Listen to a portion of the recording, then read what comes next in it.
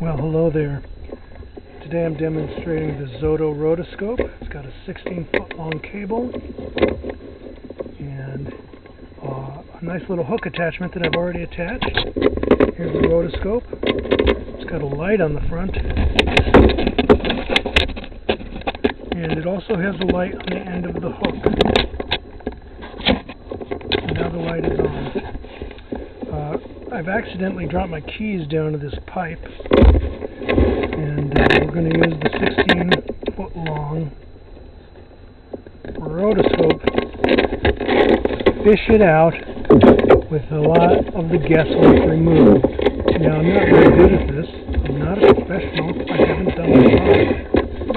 But I fished the keys out twice, and the preparation, that was very difficult.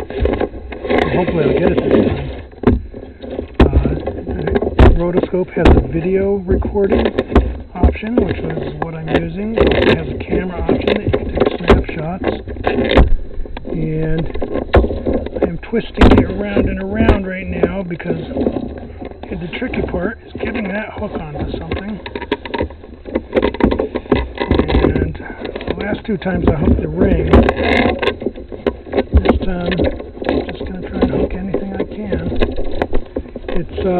it takes some practice getting used to how to intuitively twist it around in there, the bottom of this 6-foot pipe.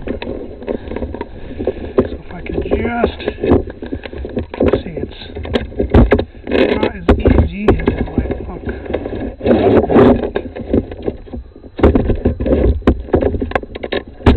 Oh, there's some dust down there. You never know what you're going to find down a pipe looking for your keys. Could be a sewer drain, could be a sink drain. Now, these edges are very difficult. I keep losing the keys when I get up on an edge. So, there, we broke it free. You just got to take it really slow. It's very easy for the hoop to fall off of the key if you're not careful. You definitely don't want to do this video a fourth time.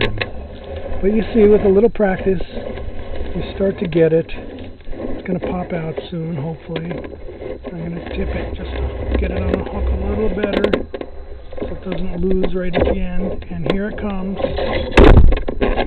And there,